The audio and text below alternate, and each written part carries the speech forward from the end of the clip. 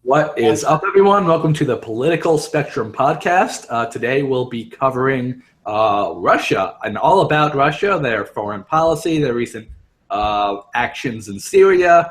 A few years ago, their actions in Ukraine and the recent actions in Ukraine in that area, some of their local stuff, their relationship with both the United States and Europe, and along with the recent Wikileaks hacks that a lot of people are saying have been done by Russian hackers. So let's just get right into it. My name's Paul. I'm the token libertarian of this podcast. You guys? My name's Dan. I'm the liberal, and I'm suddenly much more concerned about hacking. I am Frank. I am the token Republican. Hi, I'm Charlie the Trumpist. Okay, so let's jump into the recent news headlines that's been going on in Aleppo, and let's start with the "What is Aleppo" jokes. God damn it! Gary Johnson is stupid. Ha ha ha. All right, so there's been a lot of talk about the Russian intervention in Aleppo, and basically they've been saying that Russia, and along with the Assad government, have been murdering the citizens of the rebel armies that have kind of been assisting the United States. So they've been siding. So it seems like Russia has been siding more with Assad, which all indicators would say, yeah, basically. So what are your opinions on what Russia is doing in Syria right now? Do you think they're trying to do anything sneaky? Do you think their intentions might not be what they say they are? Because they say they're trying to fight against ISIS right now and other terrorists in Syria. But it seems like they're kind of attacking things like to help out the Assad government. So what do you guys think? I think from Russia's perspective, helping the Assad government and fighting ISIS are one and the same. And you can make the case that they are, because Assad was the previous government of Syria. These mystical moderate rebel groups that we were funding and arming, indirectly of course, this sort of gave way in a power vacuum to ISIS, right? And now we are kind of clinging to this myth of moderate rebel groups who we can assist. I'm not sure that's the case.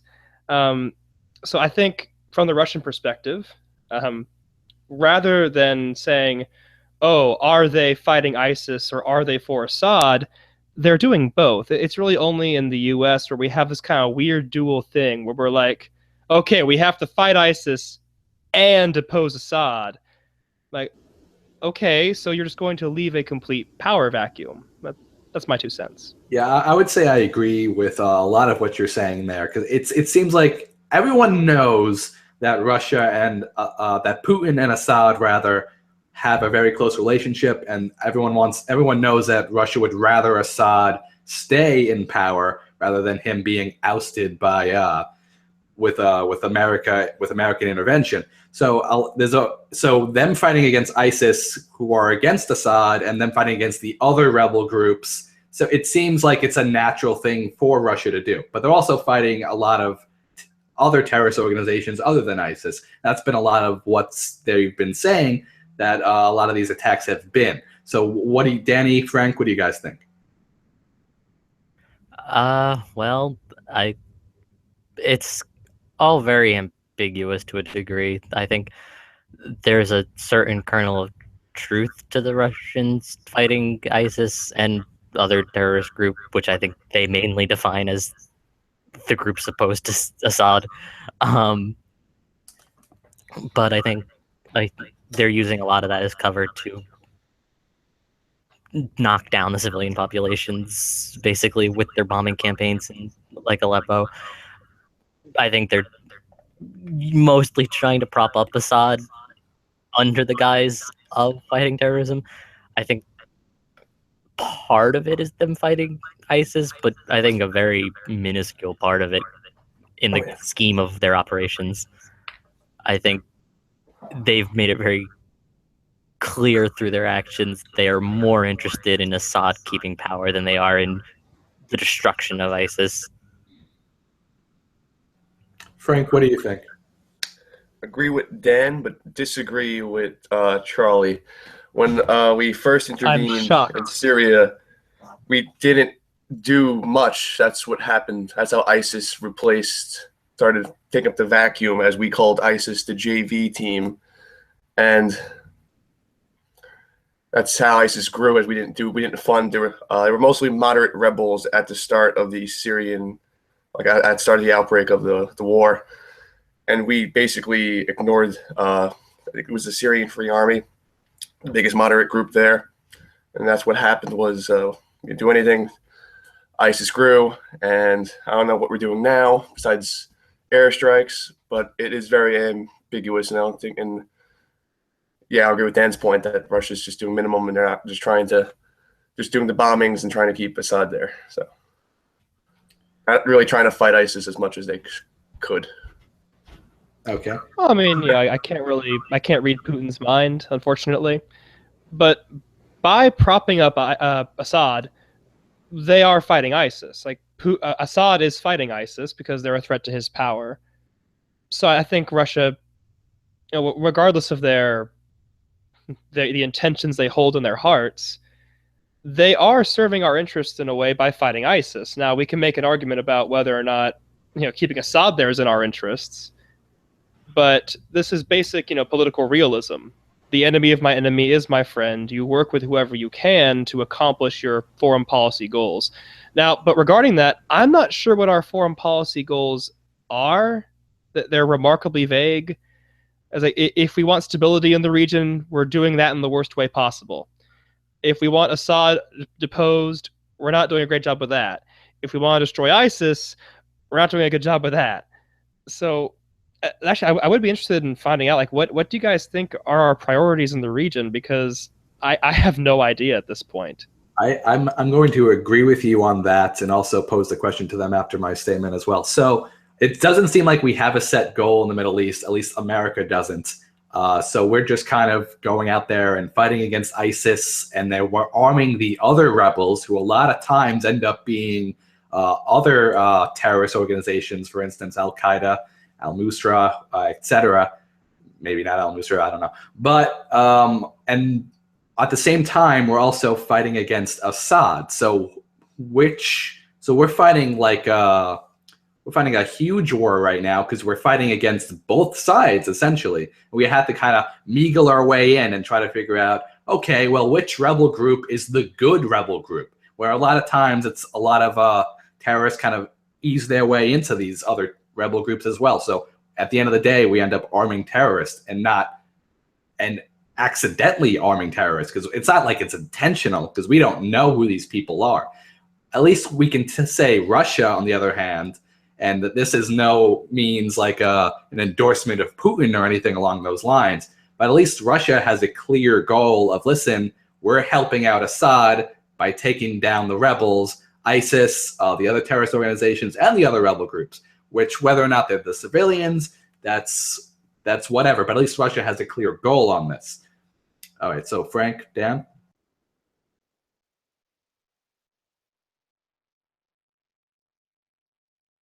I think Dan stepped away like he said he might. Frank, if you're talking, you are muted. Frank, your microphone is muted. Funny story. That was funny. We do not have a foreign policy after, I guess, after the famous red line. I don't know what we're doing in Syria, besides trying to, I guess, try to support, I guess, the overthrow of Assad while fighting ISIS. But I don't know what we're doing. Besides, I think we're arming people, but I don't know. But I really, I disagree with Putin solely focusing on ISIS. If he really wanted to focus on ISIS, I think they'd be wiped out, because he's just focusing on taking out all opposition to Assad. So I've just been reading articles about that. So I just... Yeah. Well, clarify. He's not focused on taking out ISIS, but he's focused on supporting Assad. Attacking ISIS is a means to an end for that. Yeah, he's attacking all kinds of different rebel groups. I agree with you there. Yeah.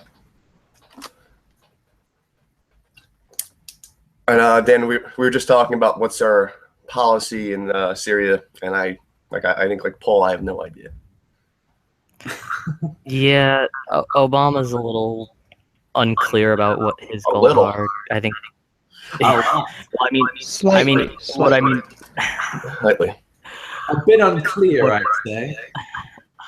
what I mean is he never really wanted to get involved in the first place. Frank, Who can you- does? Mike? So I think what I mean by unclear is I don't think even he knows what he wants out of this, because I don't think he ever wanted to be in this. That's fair. It's Yeah, I mean, I agree. it's clear from the fact that he ignored then Secretary of State Hillary Clinton's advice Frank, to arm rebels. 1 second. Frank, can you just mute your mic when you're not speaking because you're causing an echo? Or get headphones? Oh, okay, sorry. No problem. Sorry, Danny, continue. The podcast is ruined. well, Just shut it down. Just shut it down. I'll just repeat myself. I was basically saying the fact that Obama was ignoring Clinton's advice when she was Secretary of State to arm the rebels, and then once it became clear, oh, we have to deal with this ISIS thing, he then pivoted to trying to arm rebels, but a little late in the process. It's clear that it's always kind of been clear from my segment of the Democratic base that Obama's foreign policy has never really been something he's wanted to endeavor into, and the advisors he's kept around him are the kind that don't ever seem to want to actually get into the foreign policy, and that's led to this difficulty with Obama that it's one thing to want to be isolationist, it's another to try to have it both ways, with 1 foot in isolationism and 1 foot in interventionism. It's like you can't half-ass both. You kind of have to skew one way or the other. But yeah, going backwards though to what we were saying about Putin's involvement, I think it's part of the reason it's clear Putin's way more interested in propping up Assad than actually fighting terrorism is he's letting us do most of the heavy lifting where ISIS is concerned, so the Russians can focus in on, you know, the rebels and such. They're not totally ignoring ISIS, but they're leaving the West to deal mainly with the bombing campaigns where they're concerned. A lot of the other rebel groups are still terrorists, though, and it's like I said before, it's hard to distinguish which rebels are Al Qaeda, which rebels are actually just maybe hidden ISIS members or whatever, or What is Aleppo? that are actively fighting for democracy in Syria. So it's hard to distinguish between those groups because these rebel groups aren't very united and their motives aren't very clear. Frank, go ahead. Oh no, I was just saying I can fix my mic and what is Aleppo? But keep going. I'd like to cut in here, Paul, if I could. Go ahead. I guess this is sort of a gripe I have with American foreign policy right now, and really in the Bush era as well, and in the Clinton era to an extent.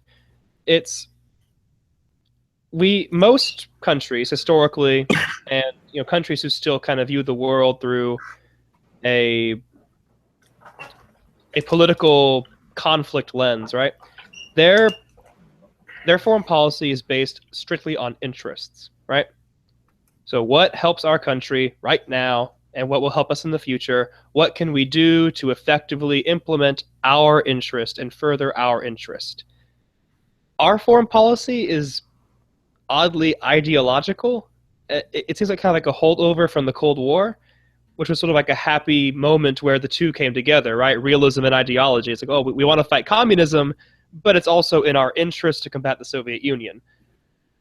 But now it's like, okay, the Soviet Union's gone, the Cold War is over, and we have this ideological foreign policy, but we don't have this realism to balance it out. So we say, okay, Assad is. I keep hearing people say like Assad must go, like Democrats and Republicans are alike, and I'm just thinking, why?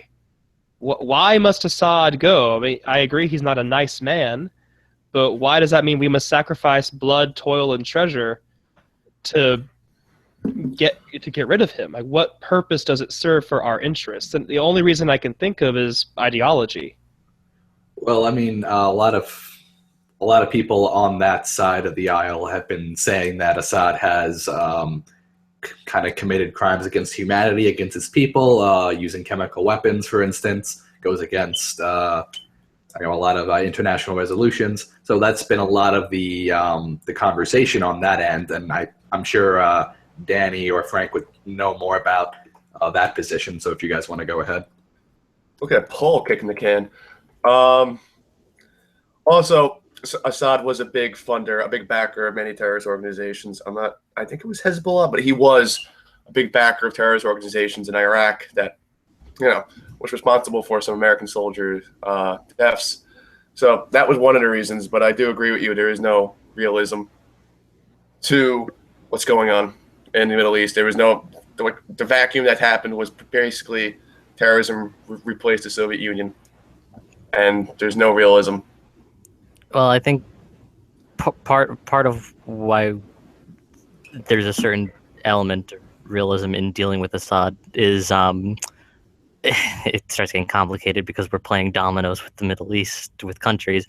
Part of the reason is where Syria is precariously placed is it's in the perfect, terrible location for our three mostly allies, Turkey, Iraq, and Jordan. I don't know, Turkey. So, yeah, like I said, mostly allies.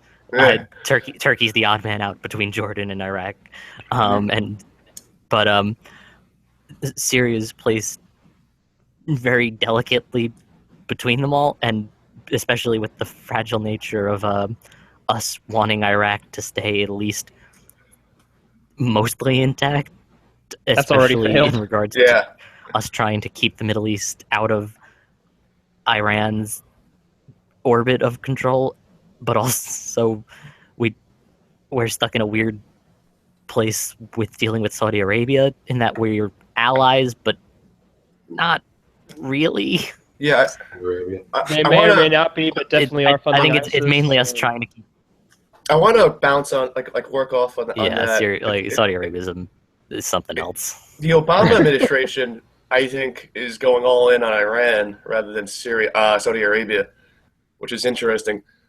They're strengthening. We're strengthening our ties with Iran and pissing off Saudi Arabia and mostly other Sunni nations. So it's very interesting, like the politics that are going on there by allowing them to produce nuclear energy or what have you, and get rid of the sanctions. We're making nuclear weapons, though, Frank. Yeah, I know, but it's like we're trying to ally more with Iran than Saudi Arabia in the realm of things. Doesn't Putin have a good relationship with the Iranians? Yeah, so it's very interesting. We're isolating Saudi Arabia, Turkey, and Jordan. We what I don't understand in Obama's foreign policy is the isolation of Egypt, which is incredibly dumb. But he does not want nothing to do with Morsi. Right. The only person who has met with Morsi is Donald Trump, so I don't know what's going on. I mean, that's because Trump has the best foreign policy. So when he was asking, I don't know who was asking why he couldn't use nukes. I forgot who, but I'll leave that up there. I want to edge towards. There's that big red button that totally exists. Push that one big red button, all the nukes go off, world's over. I want to edge towards Russia's idea of regime change in general. I think this will go along well with the Syria talk that we just had. So it seems like I want to talk a little bit about the Libya intervention because I've heard something. Oh God. About Putin's idea about Gaddafi being ousted by the American government. I heard that he was actually. Hold on. Actually, you guys talk about it for a second. I gotta find my source on this. 1 second. Sure. Do you guys mind if I lead on this, or go for it? All right. Libya was one of the most confusing interventions I've seen, or even read about. Like, I'm not really sure what prompted it. Like, there was an uprising. Gaddafi was fighting it. He'd almost won. The rebels were cornered in Benghazi, and he was basically pounding them into dust. And then NATO decided to back these rebels for some reason, and they kind of pulled out these old allegations of Gaddafi's it's a terrorist state, he's funding terrorists, but he hadn't really done that in a while. He'd actually Also, he was supporting us with Al Qaeda. Yeah, he was helping us out. He was backing the play. Yeah. I don't understand. Obama's following a neoconservative, I guess, policy has been laid down in the last 16 years. It's not even a good one. Yeah, it's not a good one. He's trying to become the next Woodrow Wilson by spreading democracy. So I just Woodrow Wilson. Well, Woodrow the worst Wilson, president. Yeah, Woodrow Wilson started this idea of was actually the founder, I want to say, of neoconservatism. The spreading of liberal democracy, liberal ideals. So it's. You should like him then, Frank. I used to believe in that until I was like, whoa. The Middle East is one area that you cannot change, have their government change into liberal democracies when the culture is not ready for a liberal democracy. Look at Russia. Yeah, and I think Russia agrees with that sentiment, or I don't know if they were getting regime change in general, but I was watching a recent podcast recently. Dave Rubin had Kathy Young on, and she was living with Dave Rubin. She for a little while and before she moved to the United States, and she had some interesting things to say about Putin's reaction to the United States in Libya. And apparently he took it very, very personally. He got very dramatic and very, very upset about this intervention. And that just goes to show you how Russia personally feels about American intervention and regime change. So they seem to be very against it. And also because it builds a vacuum, like we said before, like what happened in both Iraq and, Syria. If Assad was to be ousted, there would be a huge power vacuum. So, Danny, you didn't say anything, so you want to say something? I don't know. I'm having trouble articulating anything about this aspect of it. That's a good answer. I usually say I'm hungover. Actually, what you were saying, Frank, I actually really like the distinction you made there. The distinction between state structures and the culture, right? Yeah. It's in the U.S. and in the West as a whole, really, kind of in the Occidental world, we're universalists, right? People are basically interchangeable. Everyone's more or less the same. If we can just kind of show them the light of liberal democracy, they will flock to it, and we can just kind of, jam this liberal democratic framework on their culture. It'll form itself to it. And I think that it bespeaks an astounding arrogance. It is. This idea that our way is the best way for everyone. I think our way is the best way for us, right? So our experience is shaped by our culture. Our institutions are molded by our history and our interactions with our landscape, our neighbors and neighboring cultures, ourselves. And that's a unique thing. So I don't think we should be trying to impose a specific state model on the world at large. And that's my big objection to neoconservative interventionism and nation building. I mean, it has worked, but Germany has a history of Western democracy. We stayed in Japan for 30 plus years. But look at Russia. Russia has never had a liberal democracy. Never really a functioning one, yeah. Yeah. Just look at their culture. They're used to strong, being led by like strong leaders or dictators with total control because of their terrain, because of their lack of resources. The Middle East is the same. Look what happened in Egypt with Morsi. He was elected, but turned out it wasn't so well. And that's when Sisi had to step in.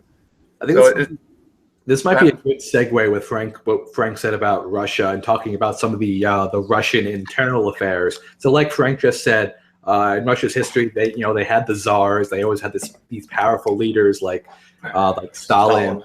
Yeah, exactly. So they've always had these powerful single rulers. Do you guys believe that Russia could have a stable democracy? Because we just talked about the Middle East and their culture kind of preventing democracy from forming there.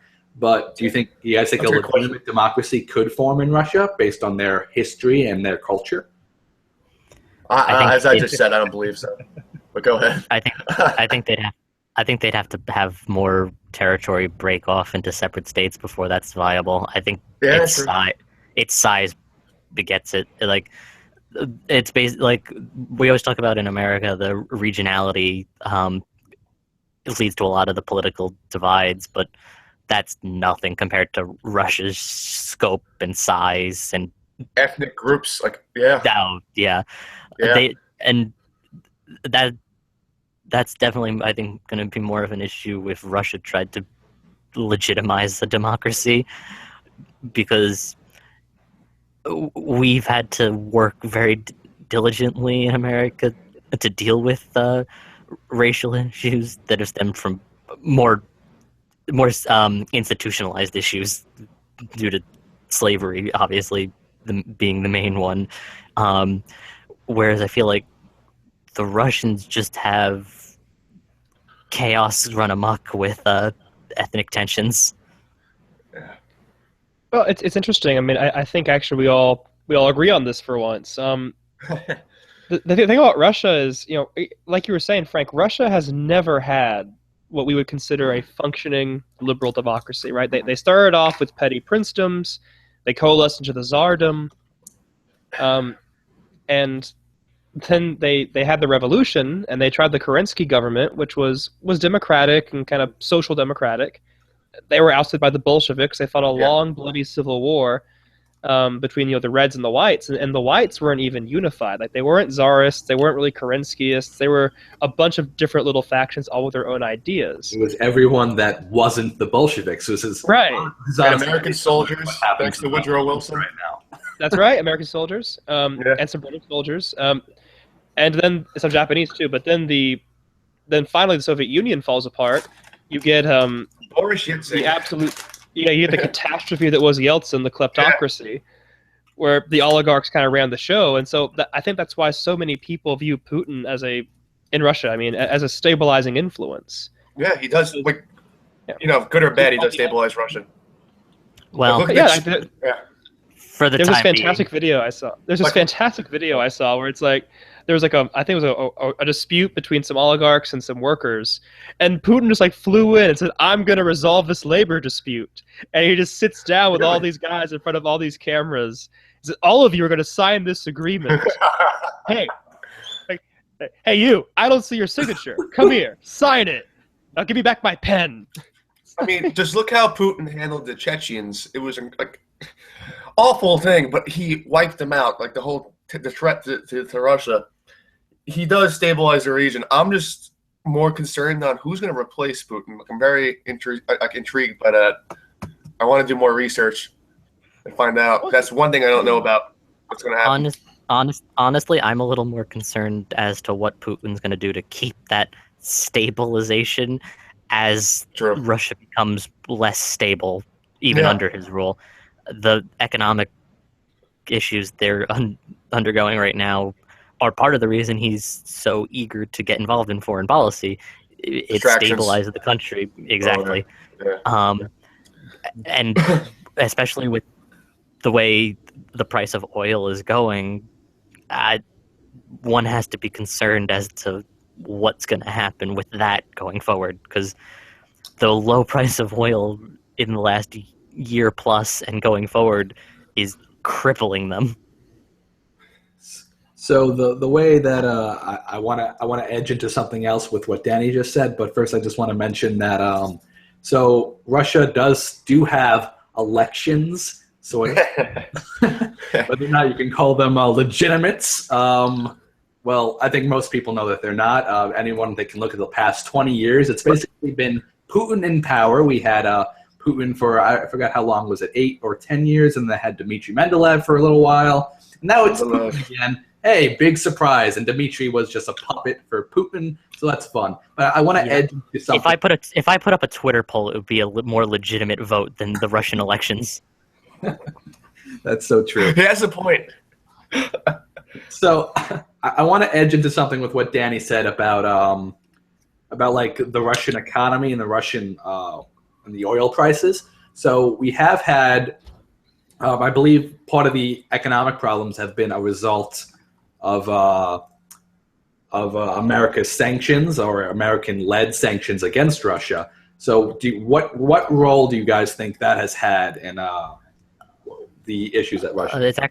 It's actually been a 1-2 punch. The sanctions have played a part in things. Mainly, I believe we're keeping a bunch of Russian oligarch money from flowing freely, trying to pressure them. But a bigger element is the reason the oil prices are so low is a lot of the oil rich nations are forcing the price to stay low to basically kill off natural gas opposition before it really forms. So it in a way it's almost more a factor of the oil monopolies than it is Russia or any sanctions. Although the combination of them certainly hurts more. Oh yeah. What's interesting is like throughout, like I'm reading the GDP growth of Russia right now. It's like a roller coaster. It goes up, then goes very down. For instance, in 2008, it was 4.2 that year, but in 2009, it was negative 7.8. It's and right now in 2015, it was negative 3.7. It's going down. Yeah. I mean, with 2008, 2009, that was after the financial collapse. Yeah, I can understand that, but I don't think they barely recovered. They're still in recovery mode, I guess. Yeah, they're going negative now. They don't have resources. Like They don't. Yeah. Charlie, what do you think? It really brings to mind an historical example. So when Italy, Mussolini invaded Ethiopia, right? And so the League of Nations imposed sanctions. And I remember I was reading I took a course on Churchill where we were reading all about a lot of his writings and his thoughts on the Gathering Storm and things like that.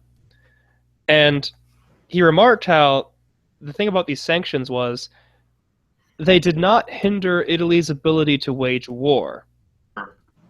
And they just rallied the people around Mussolini and drove him more into Hitler's camp.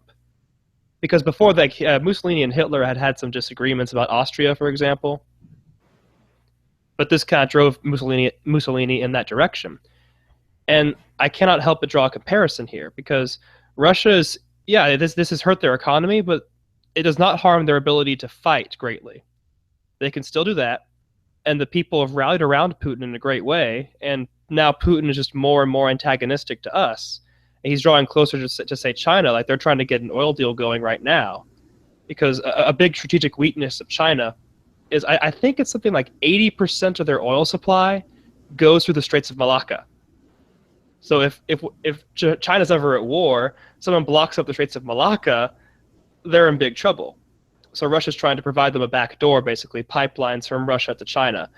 And I have a hard time blaming Putin for doing that when the West has been so antagonistic to him. Yeah, exactly. And a lot of you know, and we know that Russia has been selling oil to the Europeans for a long time. Like they have the pipes and everything. A lot of Eastern Europe and mostly Eastern Europe and some parts of the West. I think Germany gets it too. I don't know if what part of Europe you consider that. Central Europe? I don't know. But anyway, so Central. But after these recent sanctions that the United States kind of led, and a lot of the European nations kind of backed the United States with that, and this is the result of the Ukraine stuff, which we're going to, divulge into that after this conversation. But Putin raised the prices for oil on the Europeans, so mostly to say, listen, you're putting sanctions on me, fuck you, basically. So what do you guys think about that?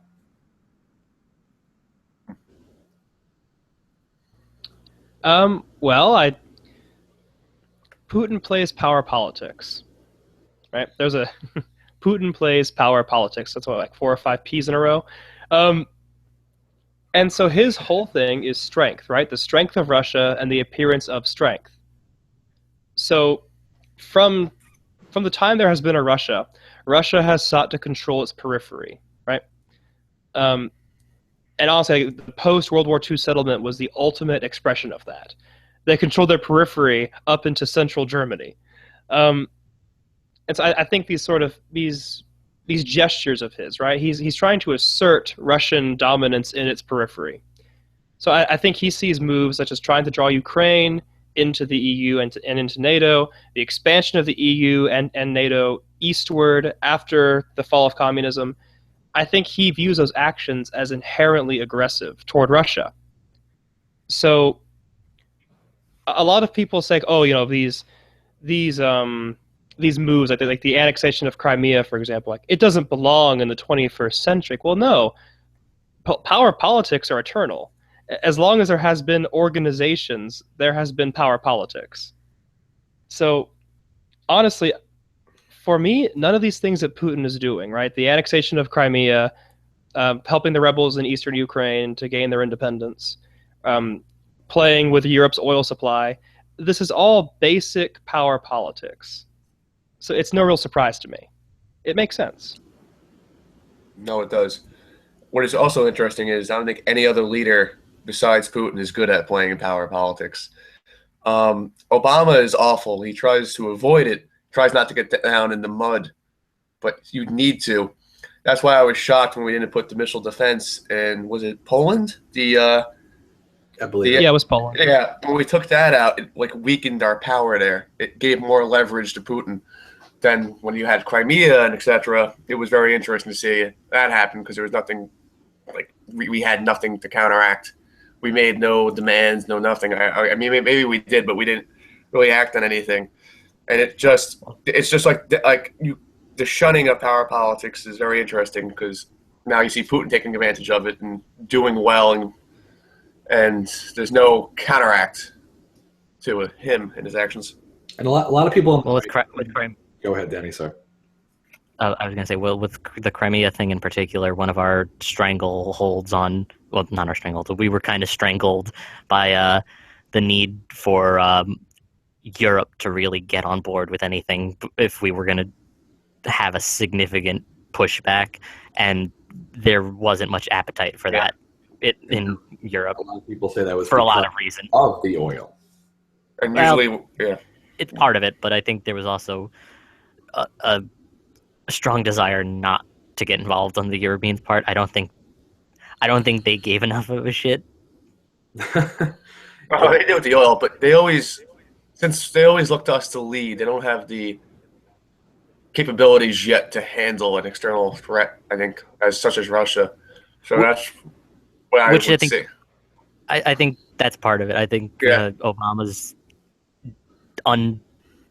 unwillingness to get involved in foreign affairs exacerbates Europeans' desire to not get involved in foreign affairs. It's like, the Europeans would love to stick their head in the sand and ignore everything if they could. So well, they're quasi-pacifistic now. Like honestly, like the German like military tradition was just completely annihilated by 2 world wars. Like for example, they had a guy. I think he was in Afghanistan. Sorry. They had a soldier, a German soldier, who was in Afghanistan, and he performed. He was basically, had he been a U.S. soldier, he would have been awarded the Medal of Honor. Like he performed very well in battle, but they didn't have like any like high esteemed military decoration to give him, so they gave him a vacation. Like that was his reward. Wow. The Germans don't have the stomach for a fight. It's a quasi-pacifistic culture. We have like a limit on the military as well. I believe so. Do we? Yeah. It's that we've always taken care of Europe. And while I disagree with Donald Trump's notion of charging, making sure all NATO members pay their share in NATO, tribute. He has a point. Tribute. He has a point that the USA can't continue on leading. That other nations have to step up, and wasn't a focus of the Obama administration or the Bush administration. It was always us in charge. So. Yeah, I agree. That's actually one reason why I do like Trump's foreign policy, because I want to see a stronger Japan, a stronger Europe, and the nations within Europe. So I think if we can wean them off of U.S. The tit of the U.S. Yeah, I mean, sort of them off the quote-unquote protection of the U.S., they can reassert themselves as, actual countries with armies and stuff. All right, so this, I wanna edge, and I'm sorry, Frank, dude. Go ahead. No. But I want to edge towards Russia and the Ukraine. So we talked about it a little bit. So let's talk a little bit more about it, though, in detail. So basically what happened in Ukraine a few years ago, they had some sort of European Union deal that was going to be issued with the Ukraine, and they kind of passed on that in order to... It was a trade deal, yeah. Yeah, in order to have more pro-Russian ties. And then basically, in the months followed, or the weeks, I forgot how the timing went. But Yanukovych ended up being ousted by the Ukrainian parliament, and then Russia. I want to remark on that later, actually. Oh, well, you can remark on it now. Well, I guess we'll kind of dive right in. Sorry to cut in, Paul. It's just this is a personal pet peeve of mine. The Ukrainian, I guess it's a revolution.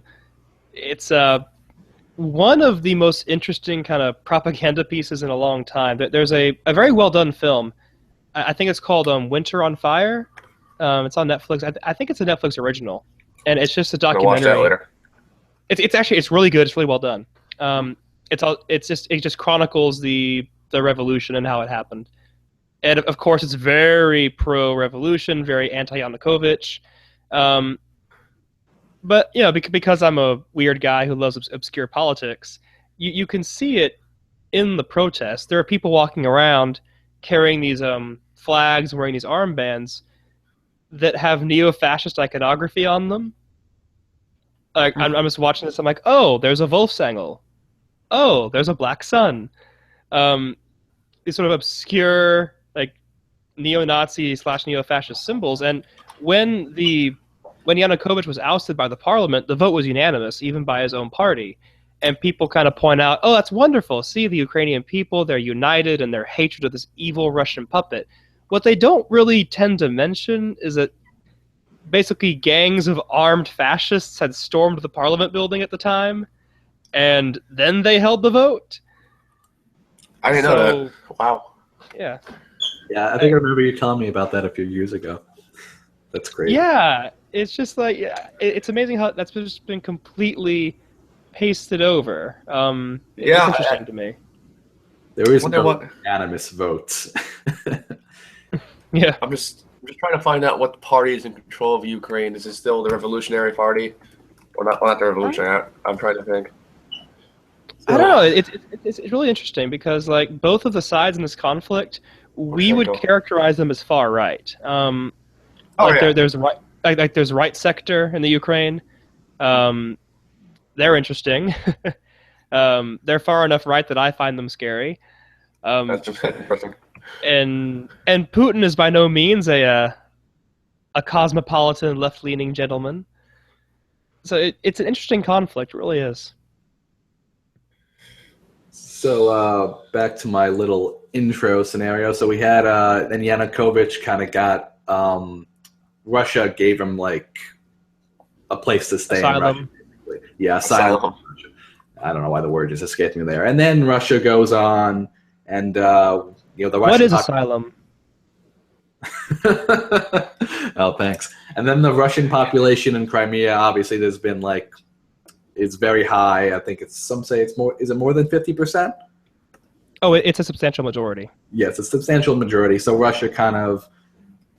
Worked to annex it, and there's been a lot of talks about who are these soldiers in Crimea, these unmarked soldiers with guns, and they're like, oh, are you Russian, or who are you, kind of Putin sent people in there.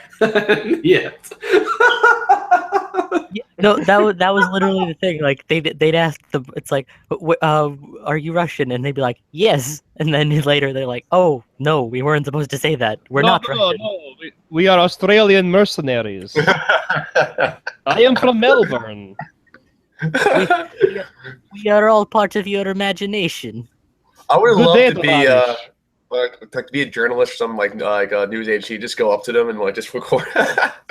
Are you Russian? Yes.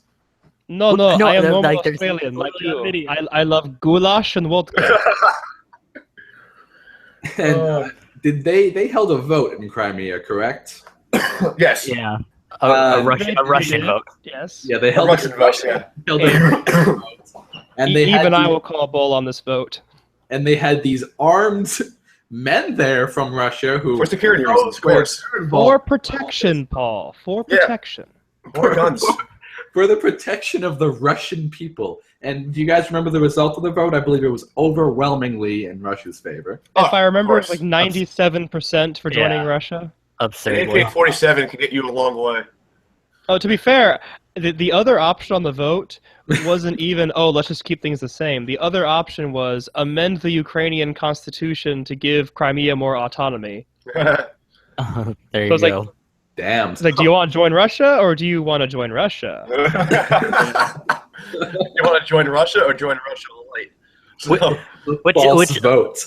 Which honestly, the hilarious part of not hilarious, but the messed up part of this to some degree is, it's a little hilarious. in a cosmic kind of horror way.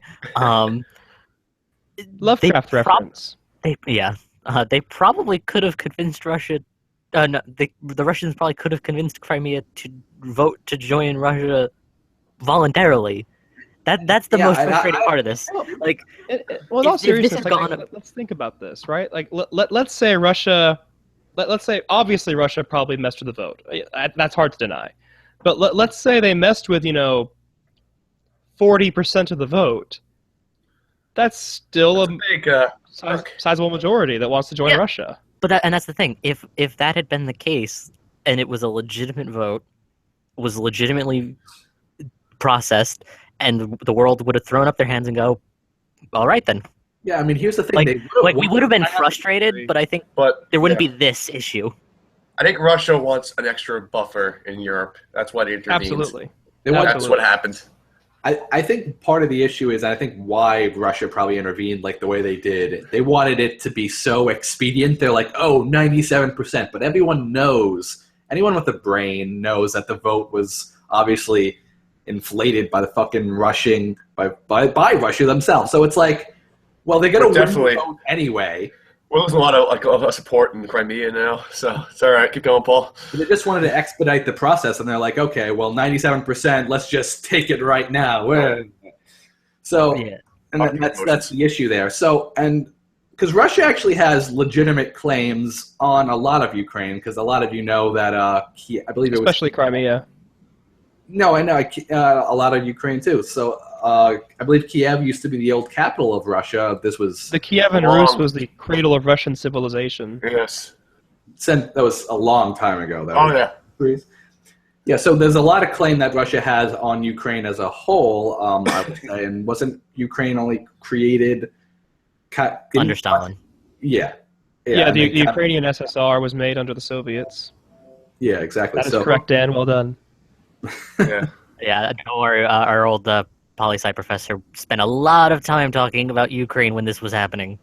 Oh, yeah. I wasn't in that class, but I was in his office, and he was giving me the deets. Yeah, But, I was in South Carolina at the time, so I couldn't attend. But Ukraine has always had a culture even before then. They never really associated themselves as Russians. It was very it's a very interesting culture, predicament and country. But There definitely is Ukrainian culture. I just don't think the Ukrainian culture necessarily correlates with the borders of the current Ukrainian state. I have no idea about this. You would know more, Charlie. But go ahead. Oh, that's okay. I don't mean to cut you off. Go ahead, buddy. No. But like, what do you mean by the Ukrainian border? Is it like? Sure. Well, I would say that the eastern parts of the country, they're culturally Russian. Okay. The people there do speak Russian. The majority of the people, like say in the Donbass region where this rebellion has flared up, they do consider themselves Russians. But in the western part of the country, there is a Ukrainian language that they speak, and there's a lot of national pride for the Ukraine there. So there is a Ukraine. Like Ukraine's, it's not a fake country by any means. It's not Belgium, but We just lost support in Belgium. that's okay. We already lost the Midwest. One So- region at a time. One region at a Yeah, time. we're gonna alienate everyone all over the world. just took that Um, in Europa 4. Europe. Oh yeah, Hey, good game. Yeah, great. that is a good game. I've been playing a lot of Hearts of Iron 4 recently. That's a good one. But not to get Um, off topic. Back to Well, actually, it kind of applies because those games teach you power politics. Oh no, it does. Obama should definitely play, but I really normally nation in the 21st century. I think a lot of people are disgusted by Putin because nations should work out internal problems on their own. Putin basically said "fuck that" and intervened. But definitely, the reason why was to create a buffer zone. He sees hostilities arising throughout the world. Like just recently, he's calling back all Russians to Russia, and he's doing these military drills, which is basically, I think, a scare tactic or leverage for some kind of diplomatic talk. But go ahead, I mean, in a kind of roundabout way, I think you could kind of. I feel weird saying it like this. You could kind of praise him for showing the restraint. If a buffer zone is his real goal, he only took Crimea.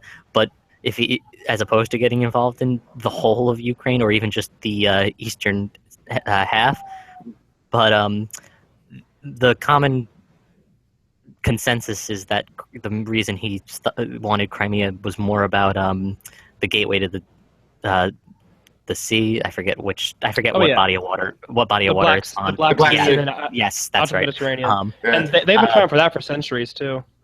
Yeah, but it's more of that. Well, yeah, because a lot of Russia's naval their entire vessels country is ice. are in that body of water to be sent off. So if they had lost Crimea, they would have been in a very odd predicament with their naval vessels. That's very true, yeah, because they had a naval base in Sevastopol, I think was on lease from the Ukrainian government, which is where they keep their Black Sea Fleet.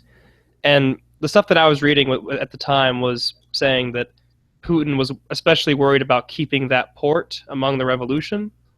So, okay, like, just to be safe, we'll take the whole Crimea. Yeah. All right, so let's edge into our last topic here. So basically we're going to be talking about Russia and their recent, well, not their recent, we actually don't actually know if this is the case, but a lot of evidence does point to this. It's pretty clear. The only question is, because I know what you're going to get into, is whether it's the government or just independent bodies. Yeah, so there's been a lot of evidence that the recent Wikileaks hacks that have been going on recently, basically going against Hillary Clinton and etc., have been sponsored by either the Russian, like Danny said, either the Russian government or at least someone in Russian. So I'll let Danny take the floor because I know he knows a lot about this. Well, basically the short version of it is WikiLeaks has been very actively trying to humiliate and denigrate Hillary Clinton's campaign for president. God bless WikiLeaks. Only it was working, but there's another candidate who's... But it is kind of working. Recent polls, I mean, she was up and now she's kind of down again. So not really. I mean, like, let's do. If we go into polling, we'll be here all night, guys. I was gonna say save the poll talk for later. Believe me, I follow like a dozen pollsters. Anyway, yeah, The best poll. Best poll. Yeah. Okay. Here's the thing. Russian elections in their integrity up here. Rasmussen polls down here. Oh. Anyway, yeah, that illustrates it's golf it for you. rules. Lower is better. Yeah. Sure. Anyway, WikiLeaks is very actively targeting the Clinton campaign, partially because Julian Assange hates her, but that's WikiLeaks. Well, she threatened to kill him. Yeah, I mean, I can understand why. She wants him dead. He hated her long before some offhand comment. Anyway. But now he's trapped in a building. He can't leave. Yes. Casual murder, you know. Anyway, his role in this isn't the major point because WikiLeaks doesn't actively do hacking. They just dump info.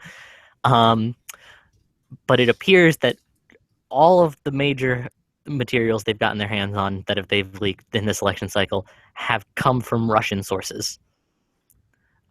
Mm-hmm. Either it's been through groups that we've been able to roughly just pin down who's doing it. I forget what the code names were.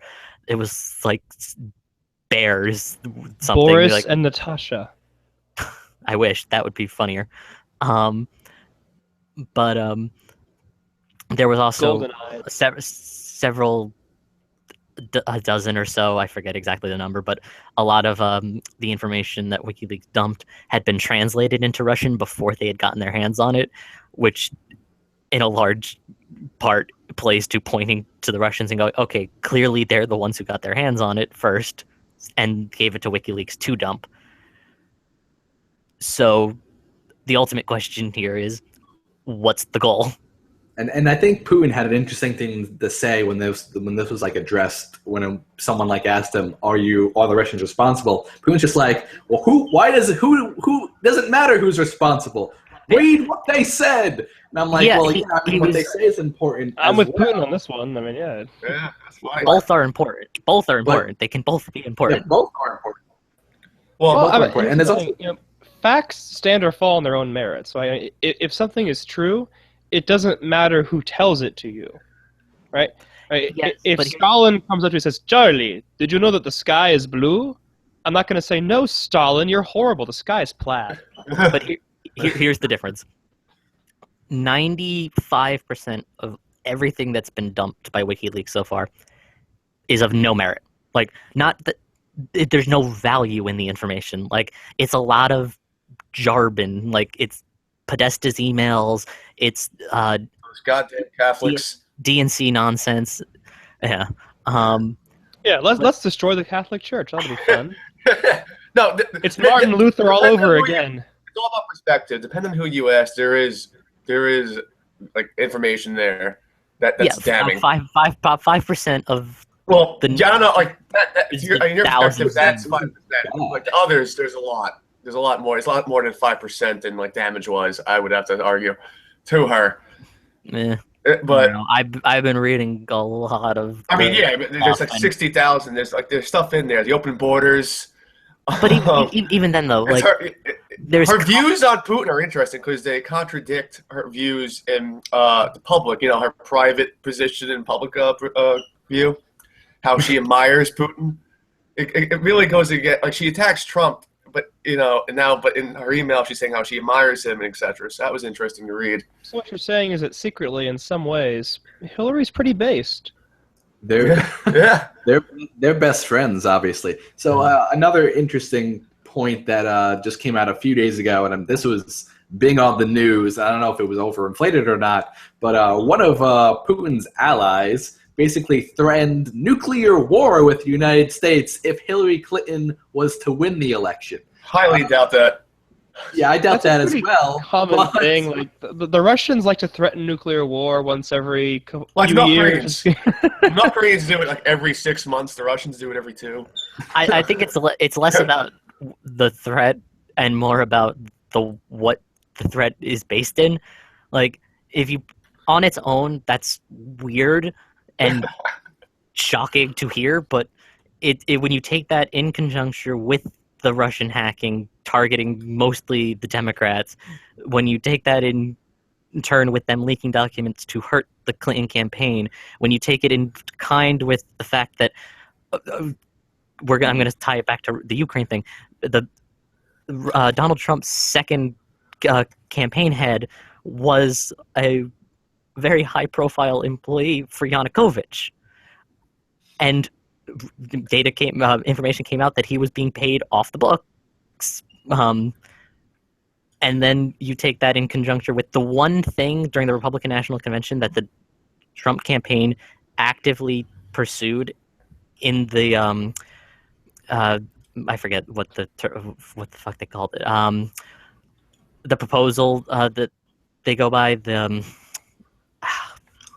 all the policies that the RNC was party platform. Yes, thank you. I was blanking on the word, but no worries. In all the platform, the only policy the Trump campaign actively pursued was to tweak something saying, "Oh no, we won't do anything about the Ukraine," and to push back against Russia.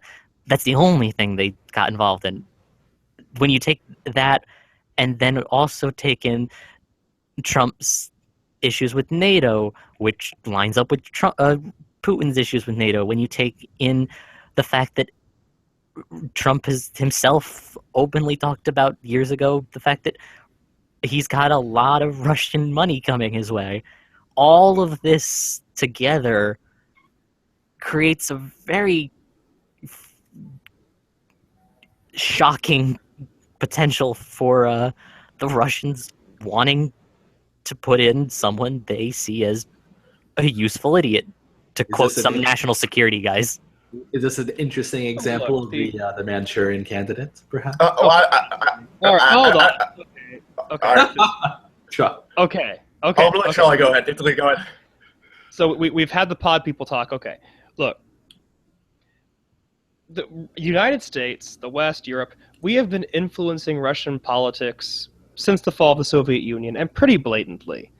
I mean, for example, there's the Orange Revolution in the Ukraine, which we pretty much engineered, and we continue to pour money into anti-Putin NGOs, and then we are shocked and appalled when Putin takes an interest in our politics.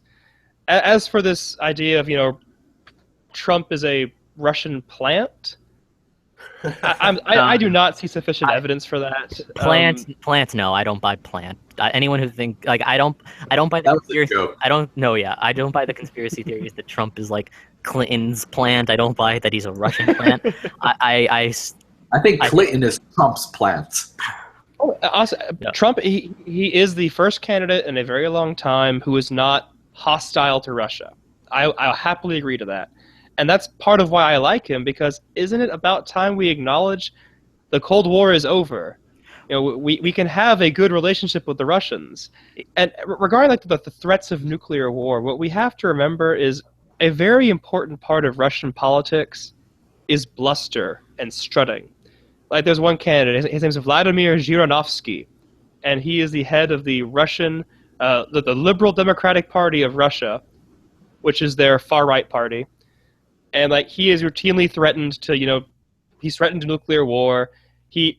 My personal favorite quote of his is that they should take back Alaska and put all the Ukrainians there. So Russian politics, yeah, it's full of bluster. It's full of strutting. That's just part of the Russian. Donald Trump's at every level.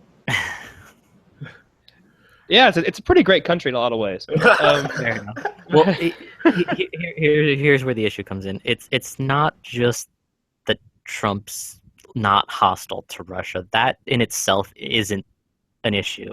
Well, I mean, debatably not an issue. But, it's debatable. Yeah. But the reason that it's with Trump, it's an issue, and I would argue an issue should be an issue even for people who like being less hostile to Russia. It's why it doesn't appear to be any ideological nature. It comes down to, is this him being inched this way by his investors? Is this all this oligarch money he's probably got his hands in that he's hiding in his tax returns? The tax returns. Yeah, I'm just using that as an example. Yeah, because he couldn't get loans here. So yeah. Exactly, the banks see him as a pariah. So yeah, so he got loans from Russia. That's why he went there. That's more reason to like him, actually, because the banks are the worst people in the world. That we can largely agree on. But I honestly, I like a lot of what Bernie had to say, but I'm a right winger, so. All right, sorry, Dan, but no socialist. But yeah, it's basically like, what if the money is what's pushing him this way, that's to be concerned.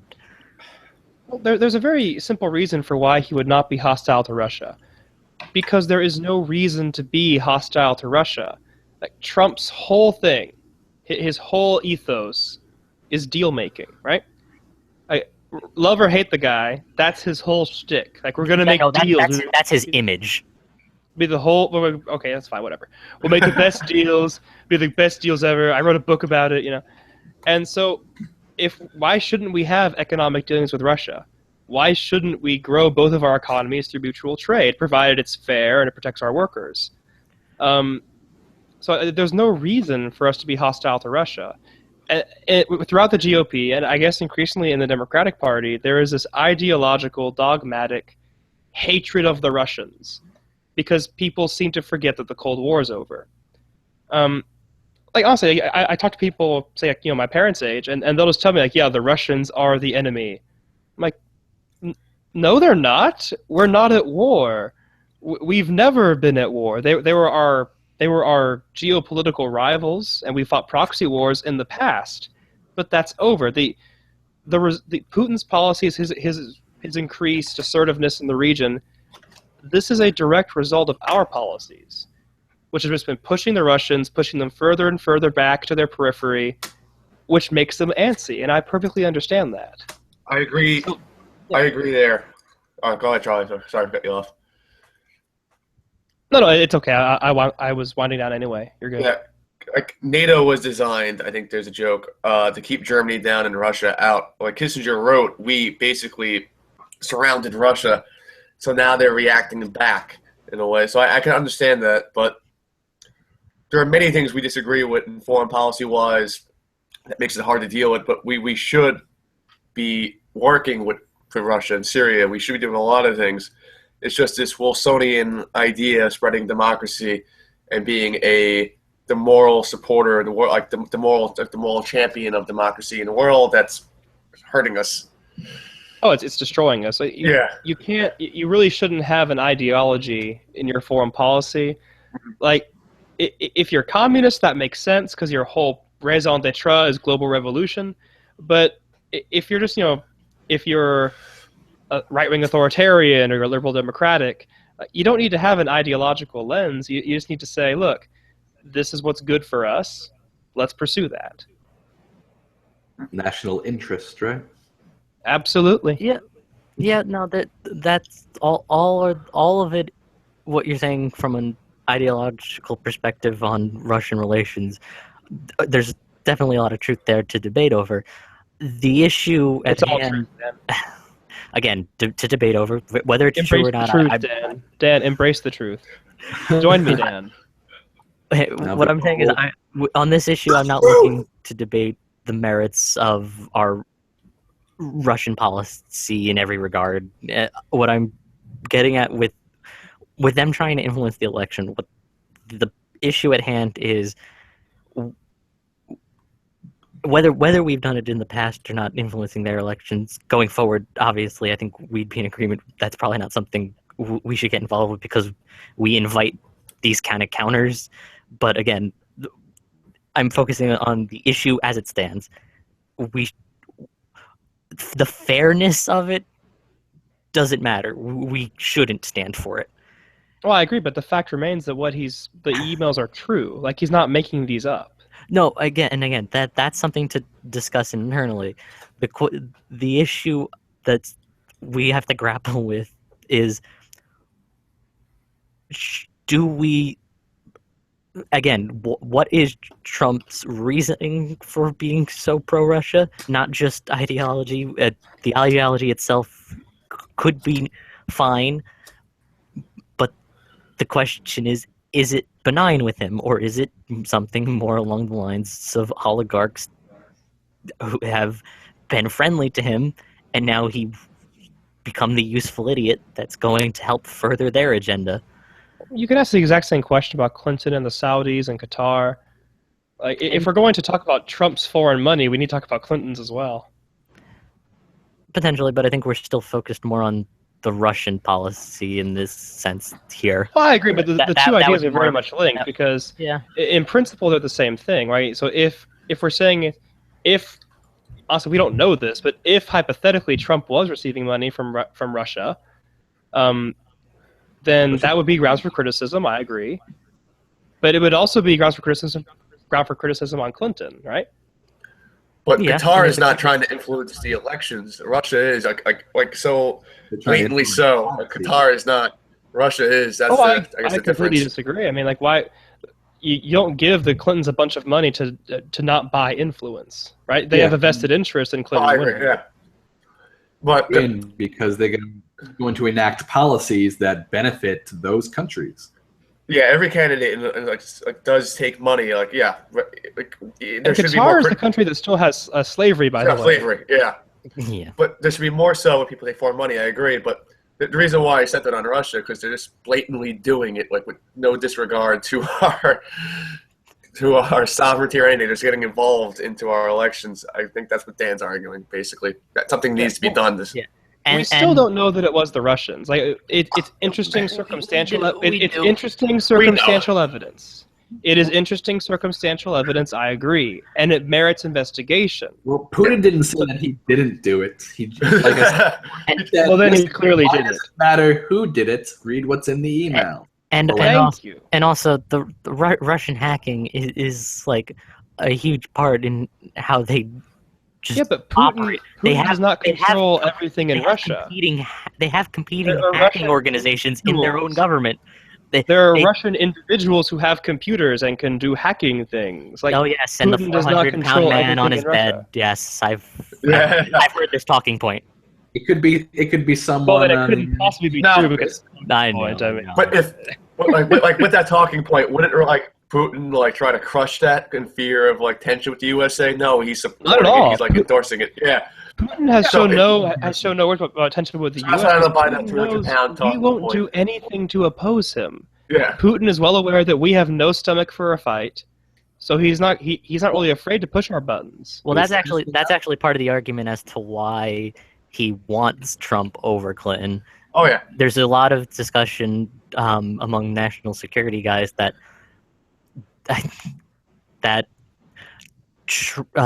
Clinton is more willing to play hardball with someone like Putin, and Putin doesn't want Russia, yeah. not just war, but the power plays basically is more willing to call the bluffs. So is the nuclear war threat maybe not so ridiculous then? Because if we're calling out Russia on these things, I mean, with them, that's ridiculous. Listen, Russia's not going to do that. The mutually it's ridiculous until it happens. I mean, but the Russians are not going to launch their nukes at us. Yeah. I agree with that. But honestly, not without being anyway. I'm just trying to figure this out. An outside actor would have to trigger something for that to happen. I think Russia and us both, through our history, created out of thin air the idea of mutually assured destruction for each other, and I think that's as equally a part of their approach to our foreign policy where we're concerned as it is for us where they're concerned. They have been modernizing nukes recently, though, that's more power. Well, that's kind of like just leverage politics. They're not going to launch their nukes at us, but I do have to ask again, like, what is our strategic interest in opposing the Russians? Well, let's do a hypothetical here, right?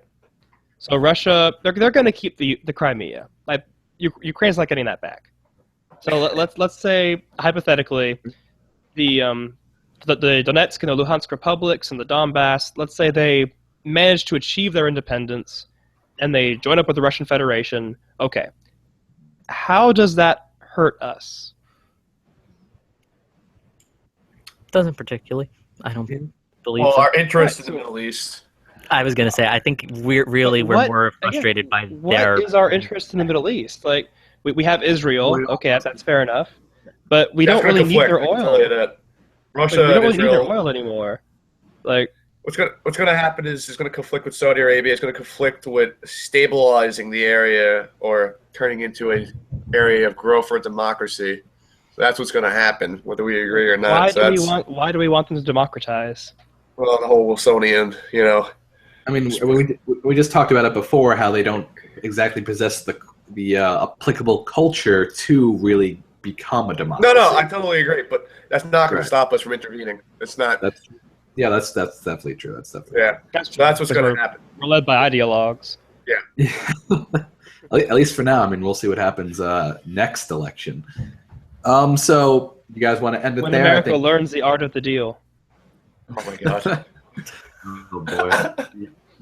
You're idealistic too, Charlie, but you're normally a pessimist. So. Did we want to tack? Anyway, did we want to tack on a quick addendum as to any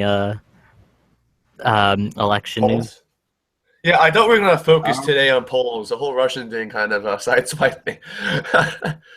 That's cool. I told you a few days ago we were going to do Russia. I thought we were going to. A lot of people are tired of all the poll stuff, so I wanted to edge towards something new, so people know. Well, I was Just an kind of drinking internal last night, Charlie. I'm still kind of hungover, so That's fair enough. What'd you drink? a lot.